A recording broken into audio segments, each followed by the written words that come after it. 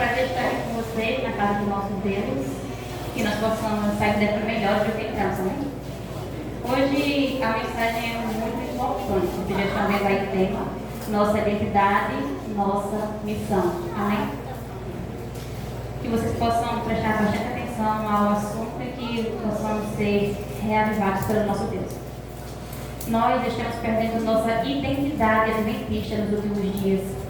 Precisamos voltar às origens e resgatar aquilo que nos foi confiado. Não é um momento de brincadeira e muito menos para uma religião superficial. Jesus virá em breve para levar com ele um povo, amém? Mas é um povo fiel, um povo que não se deixa levar pelas meias verdades que estão pregando. Quem somos nós e qual é a nossa missão? Somos adventistas do sétimo dia, chamados por Deus para uma missão que não foi confiada a mais ninguém. Amém? Em sentido especial, foram os adventistas do sétimo dia postos no mundo como atalaias e portadores de luz. A eles foi confiada a última mensagem de advertência ao mundo a perecer. Sobre eles incide maravilhosa luz da palavra de Deus. Confiou-se-lhes uma obra da mais solene importância, a proclamação da primeira, segunda e terceira mensagens angélicas. Amém? Amém. Essa é a mensagem que nos foi confiada. Abra sua Bíblia agora em Apocalipse, capítulo 14. Apocalipse 14, do 6 ao 12. Amém? Oremos. Senhor Deus, amado Pai, eu te agradeço porque estamos com a Tua palavra em mãos e ela está aberta, Pai. Senhor Deus, nos ensina e nos ajuda a entender e compreender as Tuas palavras, Senhor. Obrigado por ter ela em mãos ainda, que possamos fazer um bom proveito dela. Em nome de Jesus. Amém. Apocalipse 14, a partir do 6, diz assim: Vi outro anjo voando pelo meio do céu, tendo o evangelho eterno para pregar aos que se assentam sobre a terra e a cada nação e tribo e língua e povo, dizendo em grande voz: Temei a Deus e dai-lhe glória, pois é chegada a hora do seu juízo. E adorai aquele que fez o céu e a terra e o mar e as fontes das águas. Seguiu-se outro anjo, o segundo, dizendo: Caiu, caiu a grande Babilônia, que tem dado a beber a todas as nações do vinho da fúria da sua prostituição. Seguiu-se a estes outro anjo, o terceiro, dizendo em grande voz: Se alguém adora a besta e a sua imagem, e recebe sua marca na fronte ou sobre a mão, também esse beberá do vinho da cólera de Deus, preparado sem mistura do cálice de sua ira, e será atormentado com fogo e enxofre diante dos santos anjos e na presença do Cordeiro. A fumaça do seu tormento sobe pelos séculos dos séculos, e não tem descanso algum, nem de dia nem de noite, os adoradores da besta e da sua imagem, e quem quer que receba a marca do seu nome. Aqui está a perseverança dos santos, os que guardam os mandamentos de Deus e a fé em Jesus. Amém. No verso 6 diz assim, que João viu outro anjo, e no original grego a palavra anjo está traduzida como mensageiro. Então isso significa que João viu alguém. Ele viu um grupo de pessoas, um povo, um movimento que tem a responsabilidade de levar essas mensagens a todo mundo. Então ele diz assim, que viu o anjo voar pelo meio do céu. Quando ele vê o anjo voando pelo meio do céu, na verdade ele está vendo um movimento que tem uma mensagem a ser levada a todo mundo. A mensagem que tem que ser levada a todo mundo é urgente. E ela tem que ser levada de forma rápida, porque a mensagem tem pressa. Ele vê o anjo voar pelo meio do céu, porque a posição em que esse movimento se encontra poderá ser visto por todo mundo. Então ninguém vai poder dizer que não viu ou que não sabia. Tem um evangelho eterno para pregar. E ele deve ser pregado a quantas pessoas? A todas as pessoas. Existem pessoas que dizem que existe um evangelho para adulto, um evangelho para jovem e um evangelho para criança. Mas isso não é verdade, porque só existe um evangelho e ele é eterno. E ele jamais muda. Temos que tomar cuidado ao querer adaptar o evangelho ao gosto das pessoas, à cultura das pessoas e à vontade das pessoas. Porque o evangelho deve mudar as pessoas e não as pessoas mudarem o evangelho. No verso 7 diz que o anjo vinha dizendo em grande voz, ou seja, será que esse movimento é discreto? Não. Ele é um movimento muito importante e não é misturado com religiões e muito menos com outras doutrinas. É um movimento distinto e impactante que não se parece com nenhum outro movimento. E diz ainda: temei a Deus e dai glória. Temei a Deus e dai glória. Será que nós sabemos o que significa isso exatamente? Temer a Deus não é ter medo de Deus, mas isso a gente já sabe. A palavra original, que está lá no grego, significa, para temer a Deus, significa reverenciar, respeitar, significa lealdade absoluta. Mas é impossível temer a Deus se eu não conheço a sua palavra. Como eu posso respeitar a Deus e temer a Ele se eu não sei quem Ele é? Será que temos tido reverência quando pisamos na casa do nosso Deus? E não apenas aqui, porque Moisés, quando estava diante da sarça ardente, ele estava no deserto, mas o Senhor disse para ele: tire a sandália dos pés, porque aqui é terra santa. E ele poderia ter dito assim: Senhor, mas por que é terra santa se eu nem estou na igreja? E o Senhor teria respondido: é santa porque eu estou aqui. Não importa se é na pracinha, não importa se é no acampamento ou aqui fora mesmo. Quando estamos na presença do Senhor, devemos ter reverência. O alicerce dessa igreja é a Bíblia. Amém? E é através da Bíblia que vamos conhecer a Deus de verdade. O mesmo Deus que fez o Monte Sinai fumegar não é o mesmo Deus que está aqui hoje? Será que nós temos mostrado respeito e reverência pelo Deus que fez o Monte Sinai fumegar? Nós temos uma missão. Não estamos aqui por acaso.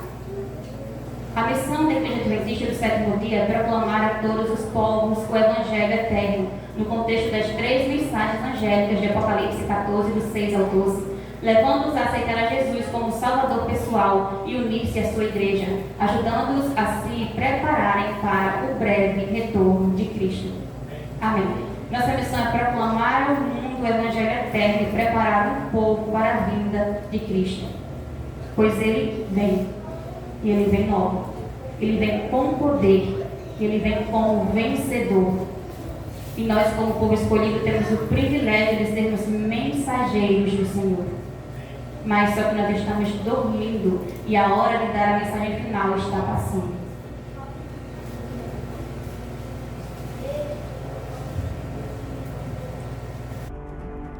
O dia do Senhor virá como um ladrão na noite, no qual os céus passarão com um grande estrondo, e os elementos se derreterão em um fervente calor, e os céus em fogo se dissolverão. Um fogo segue adiante dele, queimando os inimigos ao seu redor. Os montes derretem como cera na presença do Senhor de toda a terra. Os peixes do mar, as aves do céu, os animais dos campos, os animais que rastejam sobre o chão, e todos os homens sobre a face da terra tremerão diante de minha presença. As montanhas serão derrubadas para o chão, e os lugares altos cairão. Cada muro cairá por terra. Todas as cidades do mundo desmoronarão diante da presença do Senhor. A terra será arruinada, ela será purificada, ela será incrivelmente abalada. A terra cambaleará como um bêbado, será removida como um casebre. O nosso Deus virá e não manterá silêncio. Um fogo devorará diante dele. O seu redor será extremamente tempestuoso. As montanhas tremerão, os montes derreterão. Toda a terra é queimada pela sua presença. Sim, o mundo e tudo o que nele habita.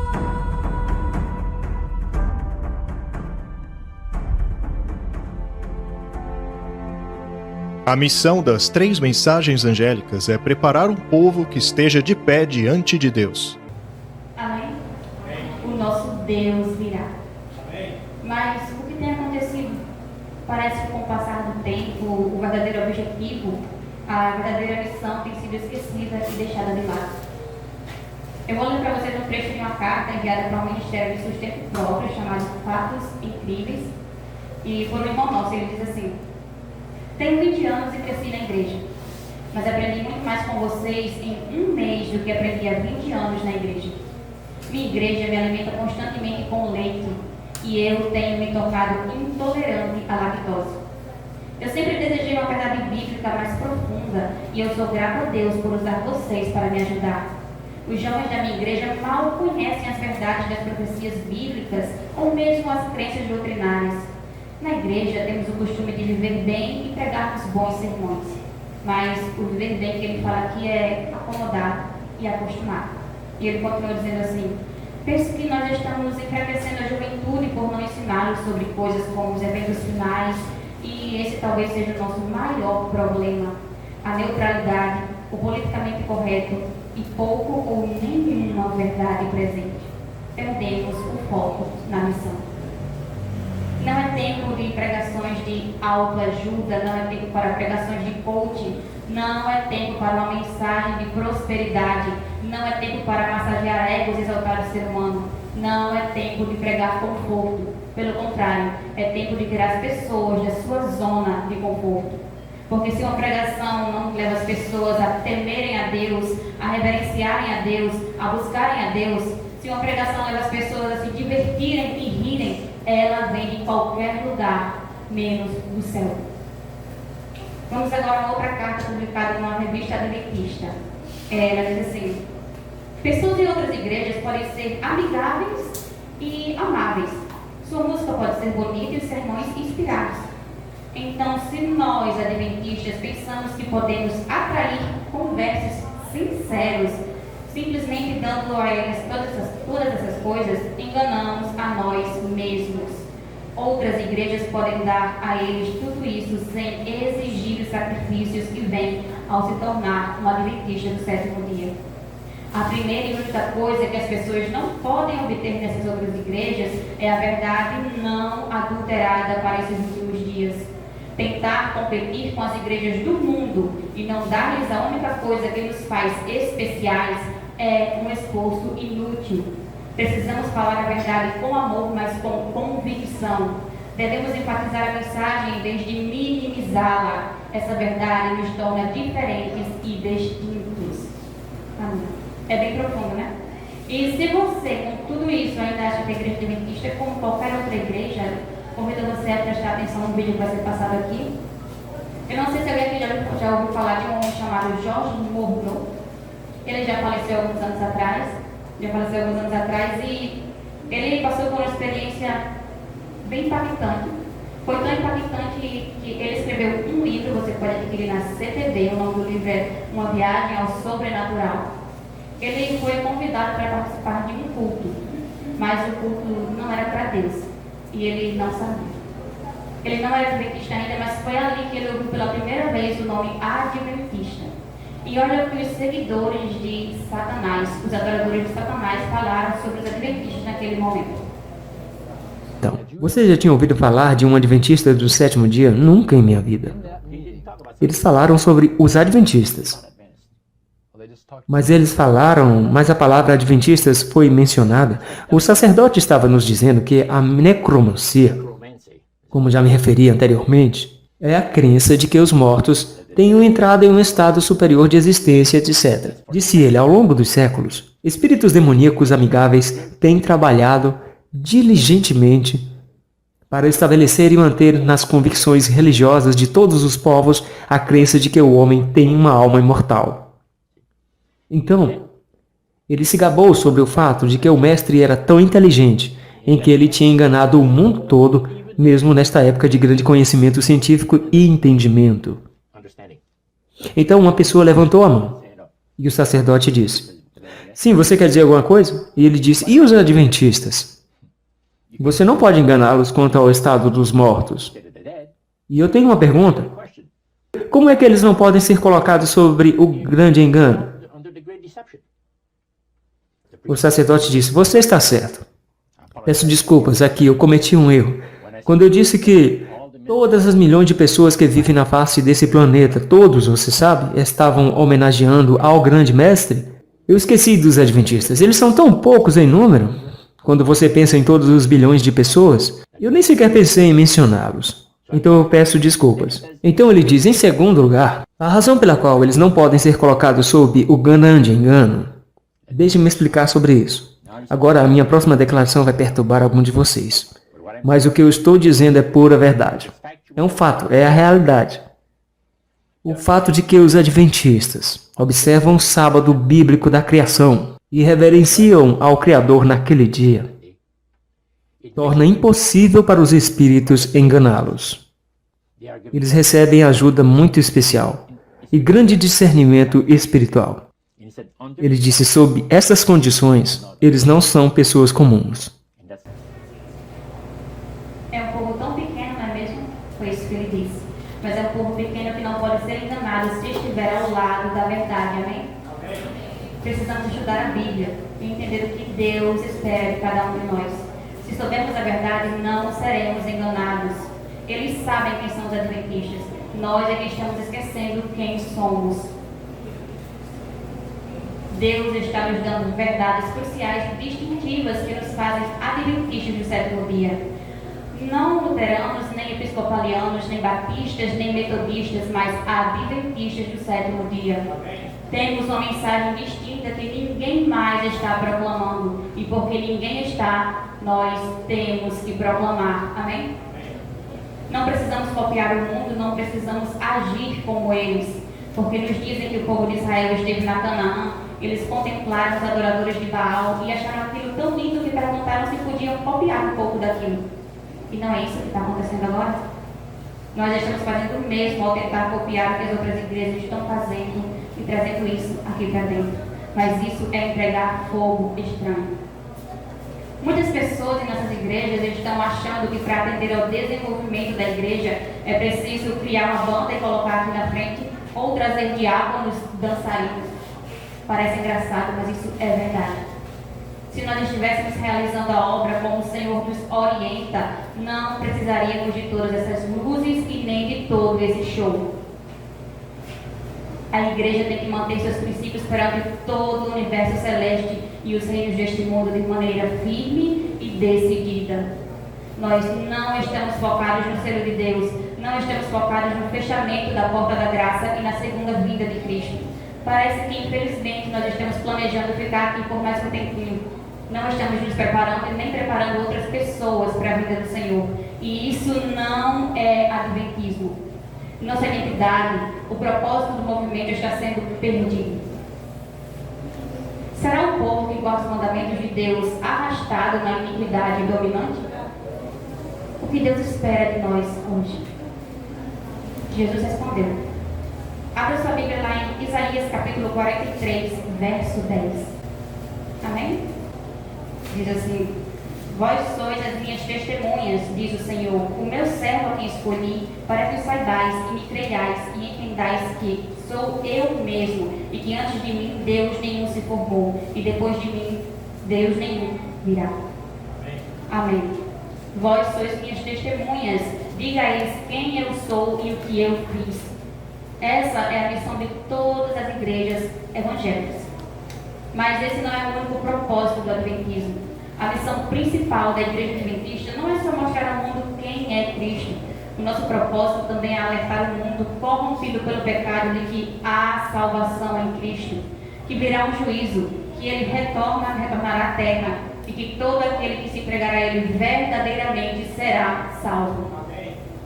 Deus chamou o remanescente à existência no final do período profético, significando que Jesus voltará em breve. E nós fomos chamados. Esta é a igreja. Fomos chamados a lidar com o último ataque de Satanás contra o Evangelho e contra o caráter de Deus. Ele não mede esforços para atacar a palavra de Deus, e ele faz isso de maneira sutil e também não tão sutil. E muitos de nós nem percebemos. Precisamos permitir que o Espírito Santo nos transforme e capacite para estarmos prontos para lutar em favor da verdade. Porque nenhuma outra igreja foi levantada, nenhuma outra igreja foi chamada. Somos nós. Despertemos, a batalha está sendo travada. A verdade e o erro estão se aproximando do seu conflito final. Nós somos o povo escolhido para dar à trombeta o som certo, para andar na luz que nos foi concedida, para sermos capacitados para recebermos a chuva serôdia. A batalha final entre Cristo e Satanás está no fim. E o remanescente dará testemunho do poder de Deus, de seu amor e de sua misericórdia. E eu pergunto a você, você não quer fazer parte desse povo? Deus chamou o último movimento à existência por um propósito especial. Mas, apesar de tantas advertências, às vezes não importa como apresentemos a mensagem, ela será rejeitada. Porque Satanás convenceu as pessoas de que o preço a se pagar é muito alto para seguir a Cristo. Mas o que convencerá os jovens e adultos a seguir a Cristo é o amor, a verdade bíblica como ela é e a ausência de hipocrisia nas nossas vidas. A pergunta não é se esse movimento vai triunfar. A pergunta é se eu vou triunfar com esse movimento. No livro Serviço Cristão, página 7, diz assim: Deus está chamando uma geração disposta a deixar tudo para arriscar até mesmo a própria vida, para mostrar seu amor às multidões que sofrem e que vivem sem esperança. Deus está chamando, Jesus está convidando e o Espírito Santo está motivando. Você irá resistir ao seu chamado ou dirá: eis-me aqui, Senhor, envia-me a mim. Vivemos numa época de crise de identidade, onde adventistas negam que são adventistas. Adventistas não sabem o que a igreja prega e não tem nenhuma base. O nosso problema não está na mensagem, o nosso problema está na falta de compromisso com a mensagem. Abra agora sua Bíblia em Mateus capítulo 7, versos 13 e 14. Amém? Diz assim: entrai pela porta estreita, largue a porta e espaçoso o caminho que conduz para a perdição, e são muitos os que entram por ela. Porque estreita é a porta e apertado o caminho que conduz para a vida, e são poucos os que acertam com ela. Existem duas portas. E eu pergunto, por que tantas pessoas entram pela porta larga, se ela conduz à perdição, à morte?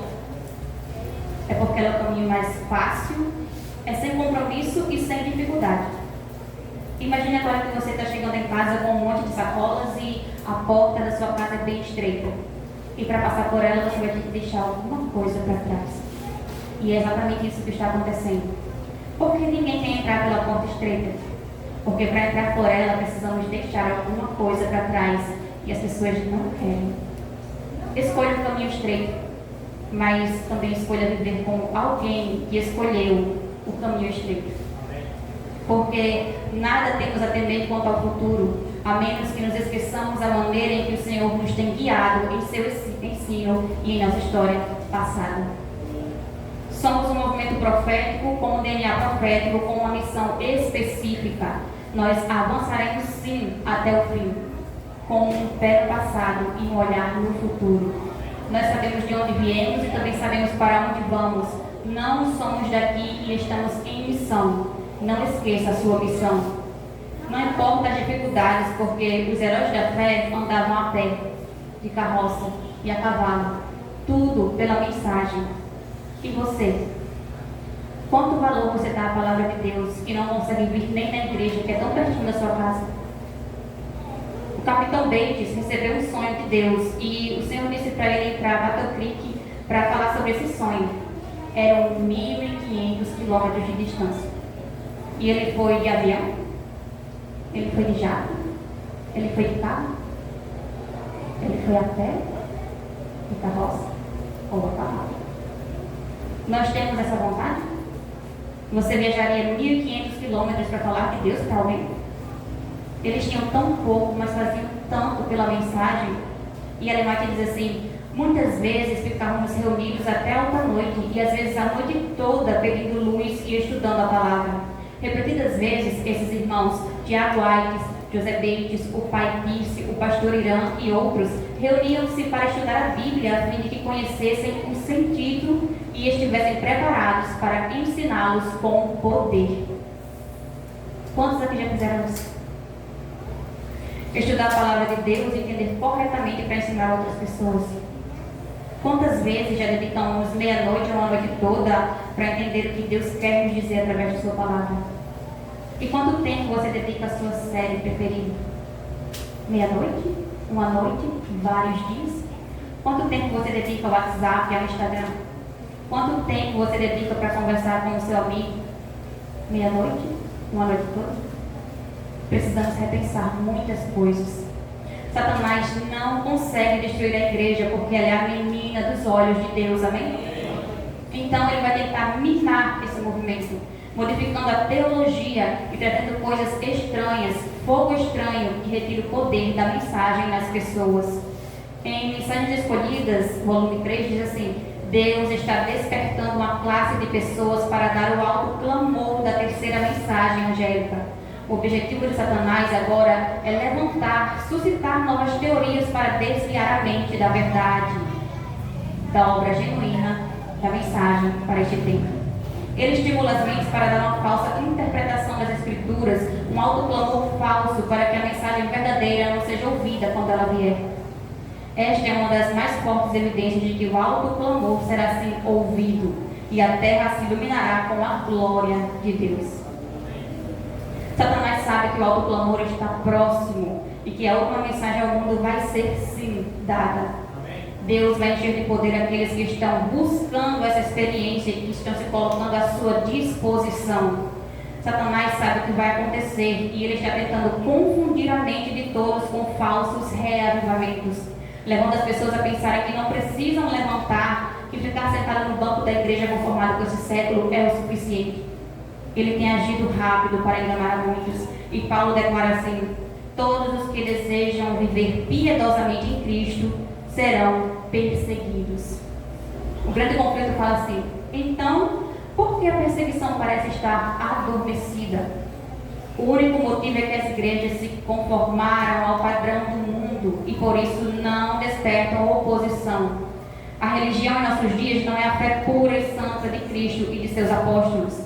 Como as pessoas são indiferentes às verdades da palavra de Deus, como há tão pouca espiritualidade vital da igreja. O cristianismo é popular no mundo. É só haver um reavivamento da fé da igreja primitiva que os fogos da perseguição serão acesos novamente. O problema de Laodiceia não é a multidão. O problema de Laodiceia é que ela acha que é quente. Vamos cumprir a missão para irmos para casa logo. Não vamos fracassar como Israel fracassou. Nós somos a última geração.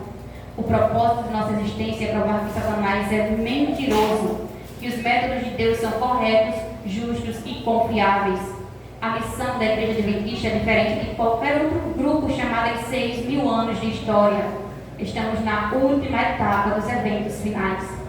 Na última etapa do conflito entre Cristo e Satanás, e não é hora de dormir e nem de brincar. Um pioneiro com o Ministério Sujeito Próprio, ele escreveu uma coisa muito interessante. Ele falou assim, prestem atenção: quer seu povo entendesse ou não, Jesus poderia ir à cruz e explicar tudo depois. E foi isso que aconteceu.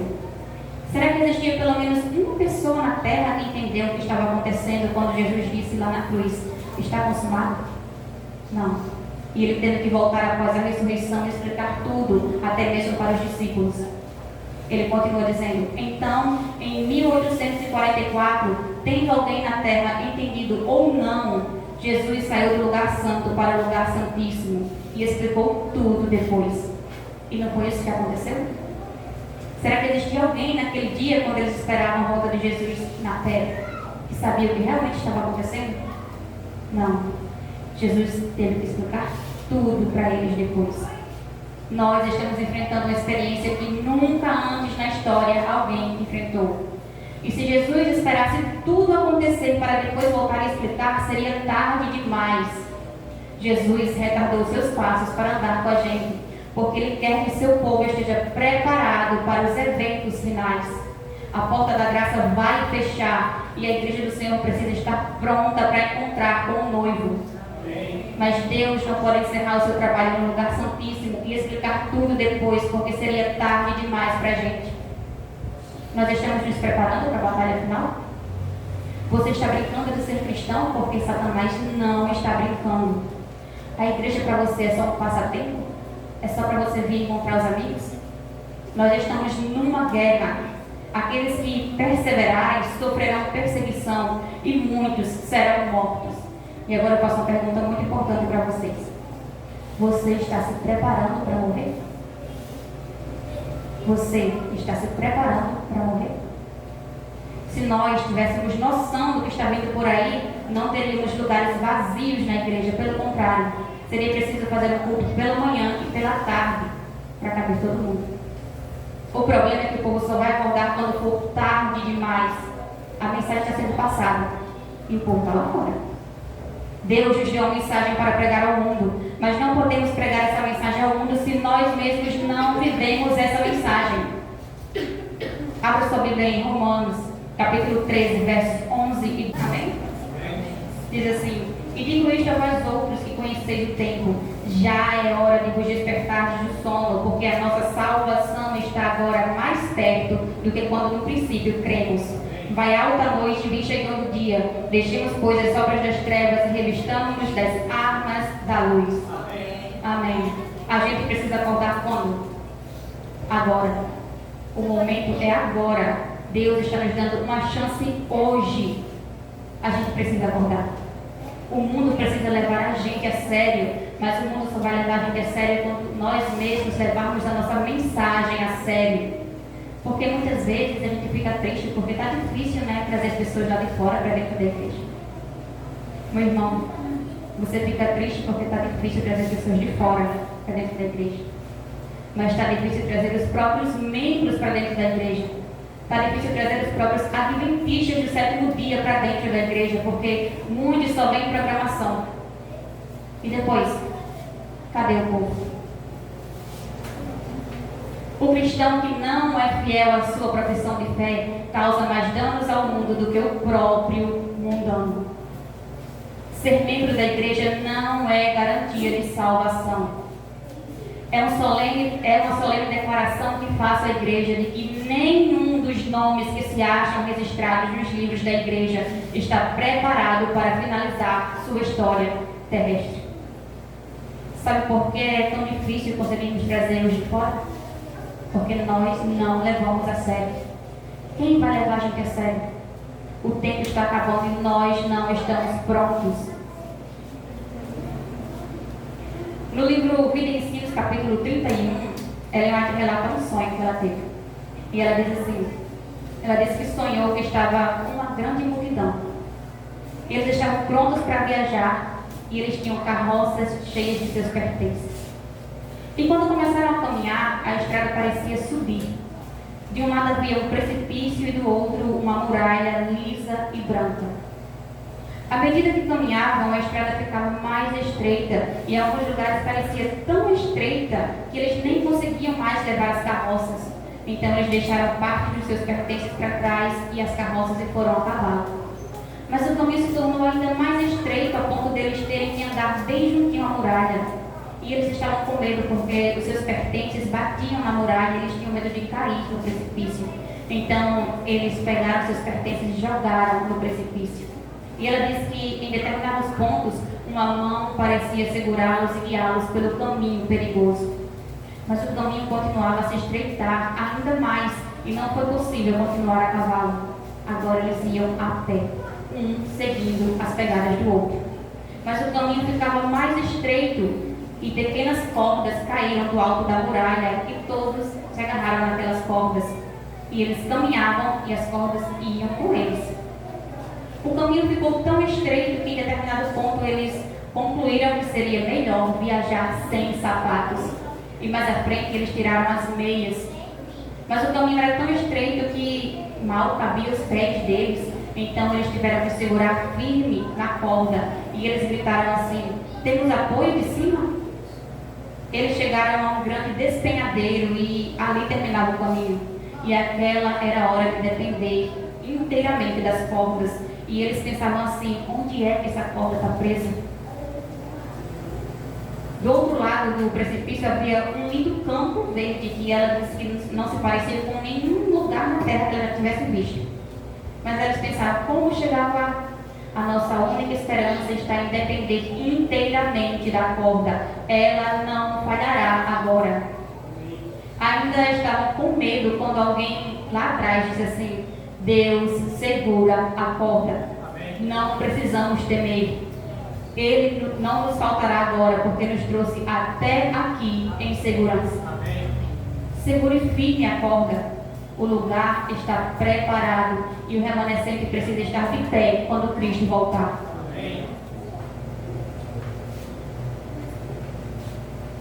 Não há necessidade de duvidar, de temer que a obra não terá êxito. Deus está à frente da obra, Ele porá tudo em ordem.